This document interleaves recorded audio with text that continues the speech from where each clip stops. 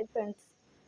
நான் அப்படி ரோட்டோரம் நடந்து வந்துட்டு இருக்கும்போது ஒரு வீட்டில் நின்று நல்ல மிளகு செடி பிடிங்கிட்டு வந்திருக்கேன். அடையாளத்துக்கு நல்ல மிளகு பறிச்சுட்டே வந்திருக்கேன். இப்போ நான் அந்த வீடியோ எடுக்க நைட்டு 10:45. இதை இப்போ தான் நட்டு வைக்க போகிறேன். வாங்க பார்ப்போம். இதை அழுத்தி கட் பண்ண போகிறீங்க துண்டு துண்டாக்கு. சூப்பராக இருக்குது. இதை அப்படியே தடுக்க வச்சிடலாமா எப்படின்னு தெரில, இருந்தாலும் நம்ம கட் பண்ணுவோம். இது இந்த ஒரு கனவும் உள்ளே விட்டால் போதும். அதனால் இதையெல்லாம் இப்படி கட் பண்ணி ஒரு 4-5 பீஸ் வச்சு பார்ப்போம்.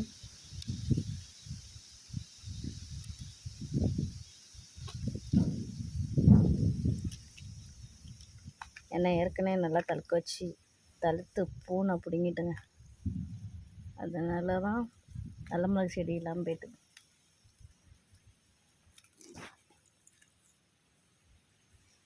இது கூட இந்த நல்ல மிளகையும் ஊனி விட்டுருவோம். வாங்க எதில் ஊனி விட்டுறோன்னு பார்ப்போம். இதில் தாங்க இந்த டப்பாவில் தான் நட்டு வைக்க போகிறோம். அதில் ஏற்கனவே மக்கின உரமும் நான் சேர்த்து வச்சுருக்கிறதுலேருந்து எடுத்து வச்சுருக்கேன். அதில் தான் இப்போ வைக்க போகிறோம். இது ஒரு கணு உள்ளே போகிறக்கூடிய அளவுக்கு ஊனி விட்டால் போதும். இதை நெருங்க வைக்க என்னை ஏற்கனவே வீதி டப்பாவில் வச்சு அவ்வளவுமே பூனை தோண்டி போட்டுட்டுங்க. அதனால தான் இதில் சின்ன டப்பாவில் இப்போ வைக்க எப்படி தழுத்து வரணுமோ வரட்டும் சொல்லி நெருங்க வச்சுருக்கேன்.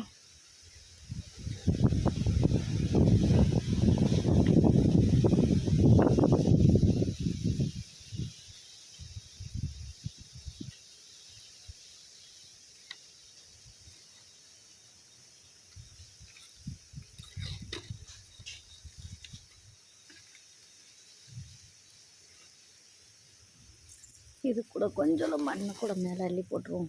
கம்பு ஊனி விட்ட பிறகு என்ன கொஞ்சம் மண் தானே இருக்குது, அதுக்காண்டி தான் முதல்ல நம்ம போட்டு விட்டுட்டு ஆட்டினா எதுவுமே பிரச்சனை இல்லை. தழுத்த பிறகு ஆட்ட முடியாது. ஏன்னா வேறு ஆடி அசைஞ்சு முளைக்காமல் போயிடும். முளைக்காமல் இருக்க வாய்ப்பு இருக்குது. அதனால் முதல்ல போட்டு இப்படி கிளியர் பண்ணிவிட்டு இப்படி வச்சு விட்டுற வேண்டியதான். வாங்க நம்ம நல்ல மிளகு பார்ப்போம். அதுவும் இது கூட தான் ஊனி விடணும்னு ஆசைப்பட்டேன். ஆனால் இடம் காணாது. அதனால் அதை பக்கத்து தொட்டியில் ஊனி விட்டுருவோம்.